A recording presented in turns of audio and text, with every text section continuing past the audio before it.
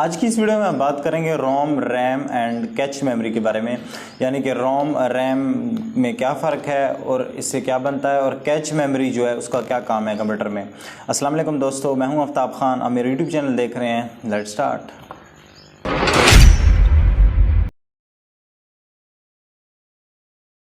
दोस्तों सबसे पहले हम रोम की बात कर लेते हैं। तो रोम से बनता है रीड ओनली मेमोरी, यानी कि ये आपको सिर्फ पढ़ने के लिए दिया गया है, रीड करने के लिए जो आपको दिया गया है, और इसमें जो भी डेटा है उसको आप चेंज नहीं कर सकते। मतलब फॉर एग्जांपल जिस कंपनी ने इसको बनाया है या जिस बनाने वाले ने इसको एक कुछ सिखा के भेजा हुआ है वो ही करेगा, आप इसमें कोई भी चेंजिंग नहीं कर सकते। या इनबिल्ट सॉफ्टवेयर है, यानी कि इसको जो सिखाया जाता है ये वही करता है, इसमें कोई चेंजिंग आप नहीं कर सकते। ये नॉन वॉलेटाइल है, इसको जो है फर्मवेयर कहते हैं। फर्म जैसे कहते हैं ना कि मेरा फर्म डिसीजन है, मेरा एक बार जो मैंने कमिटमेंट कर ली उसके बाद तो मैं अपने आप की भी नहीं सुनता, अपने बाप की भी नहीं सुनता, इस तरह जो भी बात है तो ये किसी की नहीं सुनता। इसको जो सिखाया है बनाने वाले ने ये वही करेगा रोम बेस्ट। फॉर एग्जांपल मैं आपको एक मिसाल दे देता हूँ कि ये डिजिटल वॉशिंग मशीन है, इसमें आप जो है इसमें जो रोम है इसमें आप टाइम सेट कर लेते हैं कि 20 मिनट जो है ना अपने अपने कपड़ों को वॉश कर रहे हैं और उसके बाद जो है इसने रुक जाना है। तो 5 मिनट ये चलता है, ठीक है, वॉश होती हैं, कपड़े घूमते हैं। तो मान लीजिए 5 मिनट बाद लाइट ऑफ हो गई है, लाइट चली गई है, तो जब लाइट आएगी तो ये वहीं से जो है बाकी के जो 15 मिनट है वहीं से वो कंटिन्यू करेगा, 15 मिनट घूमेगा और उसके बाद 20 मिनट के बाद ये रुक जाएगा। ठीक हो गया? क्यों? क्योंकि इसको सिखाया गया कि तुमने मेरी बात सुननी है, दूसरे की बात नहीं सुननी। यानी कि इसमें जो सेव है उसमें आप चेंजिंग नहीं कर सकते। जैसे कि मैं आपको मिसाल दे देता हूँ, एक साइकिल की दे देता हूँ। साइकिल का जो पैडल होता है, आप जब पैडल साइकिल के मारते हैं तो पैडल जब मारते हैं तो टायर आगे की तरफ चलते हैं। जब आप स्पीड देते हैं साइकिल को, साइकिल दौड़ पड़ती है, चल पड़ती है। तो जब आप पैडल पीछे घुमाएंगे तो साइकिल पीछे तो नहीं होगी ना, वो तो सिर्फ उसका चैन जो है, साइकिल का चैन वो घूमेगा, बट जो साइकिल है वो आगे की तरफ ही चलेगी। क्यों? क्योंकि उसको डिज़ाइन ऐसा किया गया है, उसको सिखाया गया कि उसने इसी तरह चलना है। तो यही एग्जांपल रोम की है। इसी तरह आप गाड़ी की ये मीटर की बात कर लेते हैं, तो इसमें ये जो रेड लाइट है इसको सिखाया गया है कि जब पेट्रोल इतना, फ्यूल इतना बच जाए तो ये तुमने ऑन हो जाना है। ठीक है, इसको सिखाया गया है इस तरह, इसमें आप चेंजिंग नहीं कर सकते। इसी तरह बाइक का जो स्पीडोमीटर होता है, तो जब आप स्पीड देते हैं तो वो 120, 80 इस तरह जो बताता है, वो स्पीड बताता है, उसको सिखाया गया कि ये जब इतनी स्पीड देगा तुमने अपनी सुई इधर ले जानी है, इधर ले जानी है। क्यों? क्योंकि इसको डिज़ाइन किया गया है, इसको ये चीज़ सिखाई गई है। इसी तरह रिमोट की बात कर लेते हैं हम। जैसा कि अभी ये इधर ये बटन है, ये चैनल्स का बटन आप देख सकते हैं, ये पावर का बटन है। ठीक है, तो इसको यहाँ बताया गया कि जब ये रेड बटन में कोई दबाएगा तो तुमने ऑफ हो जाना है। ठीक हो गया? तो ये है म्यूट का बटन। ये म्यूट का बटन, इसमें यहाँ पे ये सेव हुआ है कि जब ये बटन मैं दबाऊंगा तो वो म्यूट हो जाएगा। अब मान लो कि इसके अंदर इस म्यूट वाले बटन के नीचे उन्होंने सेव करके रखा हुआ है कि ये जब दबाएगा तो तुमने पावर ऑफ हो जाना है। ठीक है, टीवी को, तो वो पावर ऑफ कर देगा टीवी को।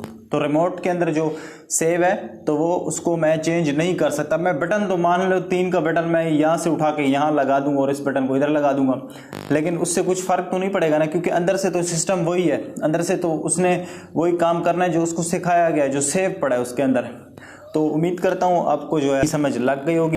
तो दोस्तों इसमें रोम की जो है 3 टाइप्स होती हैं। एक पी रोम होता है, एक ईपी रोम होता है और एक ईईपी रोम होता है। अब मैं आपको बताऊंगा कि इन तीनों टाइप्स को बनाने की वजह क्या है। सबसे पहले था पी रोम, यानी कि प्रोग्रामेबल रोम।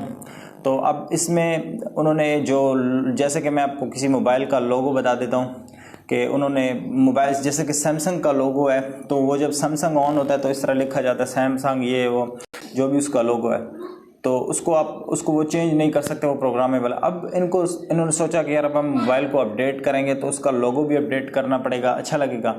तो फिर इन्होंने एक दूसरा रोम बनाया, ईपी रोम, इरेजेबल प्रोग्रामेबल रोम। ठीक हो गया? तो फिर इन्होंने इसके अलावा एक और इसमें टाइप ऐड कर दी, इलेक्ट्रॉनिक इरेजेबल प्रोग्रामेबल रोम, यानी कि ईईपी रोम, यानी कि electronic erasable programmable read only memory. Total इसका जो मतलब है वो ये बनता है। अब उम्मीद करता हूँ मैं आपको रोम की समझ आ गई होगी। अब बात कर लेते हैं दोस्तों रैम की। तो रैम से बनता है रैंडम एक्सेस मेमोरी, यानी कि ये जो है ये आपके काम की चीज़ है। जैसे कि आपके पास अगर रैम अच्छी होगी तो आपका कंप्यूटर अच्छा चलेगा, आपका कंप्यूटर जो है वो रैम की स्पीड होगी तो कंप्यूटर की स्पीड होगी, सब काम जो है आपका यहाँ पे होता है।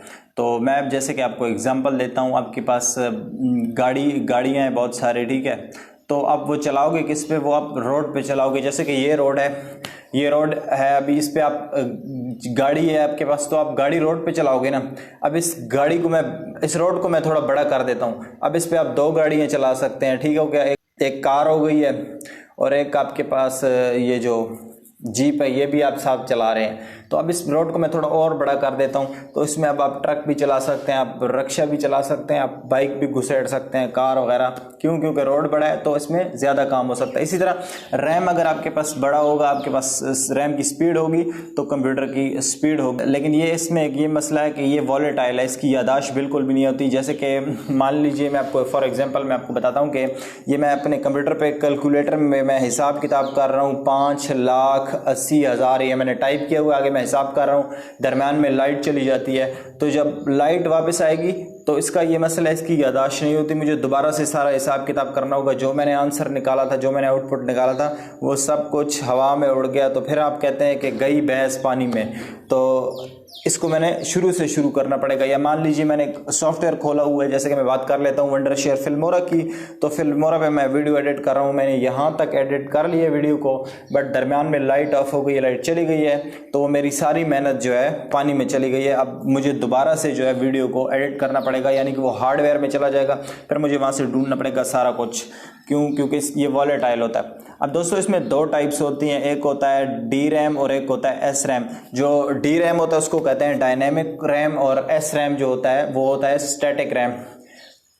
अब जो डी रैम होता है डायनेमिक रैम, उसमें हमारा काम होता है, यानी कि जो हमारा हार्डवेयर में डेटा होता है वो इसके अंदर जाता है, उधर हार्डवेयर से इधर चला जाता है, और रैम से हार्डवेयर, हार्डवेयर से रैम, इस तरह मतलब इसी तरह हमारा जो डेटा है, हमारा काम जो है वो रन होता है, प्रोग्राम रन होते हैं, जो भी होता है हमारा काम जिस भी रिलेटेड होता है। और जो दूसरा है स्टैटिक रैम में भी हमारी कुछ ऐसी चीज़ें सेव होती हैं जिसको हम अपनी मर्ज़ी से चेंज कर सकते हैं, लेकिन अगर हम उसको ना चेंज करें तो वो वैसे ही चलती रहती हैं। जैसे कि हम कंप्यूटर की टाइम और डेट की सेटिंग की बात कर लेते हैं, जो हम टाइम सेट कर लेते हैं तो वो वैसा ही चलता रहता है, वो अपनी जगह से हिलता जुलता नहीं है। अब आप सोच रहे होंगे कि टाइम और डेट को इन्होंने जो है रोम में क्यों नहीं सेट किया। तो रोम में इसलिए नहीं सेट किया क्योंकि अब पाकिस्तान में कोई और टाइम चल रहा है, इंडिया में कोई और टाइम चल रहा है, इसी तरह यूके यूएस में अपना अपना टाइम चल रहा होता है, टाइम टेबल होता है उनका। तो इसी वजह से इन्होंने ये इस चीज़ को जो है रैम में सेट किया हुआ है कि हम अपनी मर्जी से जो है अपना टाइम जो है टाइम टेबल सेट कर सकें। अब उम्मीद करता हूँ आपको रैम की जो है समझ आ गई होगी। और अब बात कर लेते हैं हम कैच मेमोरी की। तो दोस्तों कैच मेमोरी दरअसल वो होती है जो आपको आपके दिमाग को जो है वो रीड करती है, आपको फॉलो करती है।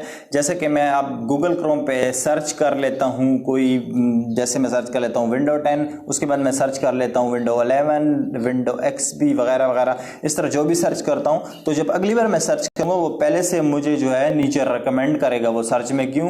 क्योंकि उसको पता है कि ये काफ़ी दफ़ा ये सर्च कर रहा है। जैसे आप इसी तरह गूगल क्रोम की बात कर लेते हैं, आप लोग जो सर्च करते हैं आपके जो भी कच्चे चिट्ठे होते हैं वो सारे नीचे जो है सर्च हिस्ट्री में लग जाते हैं। इसको कहते हैं कैच मेमोरी। तो जैसे आप व्हाट्सएप पे लिखते हैं किसी को आई लव, आगे वो खुद लिख देता है पाकिस्तान।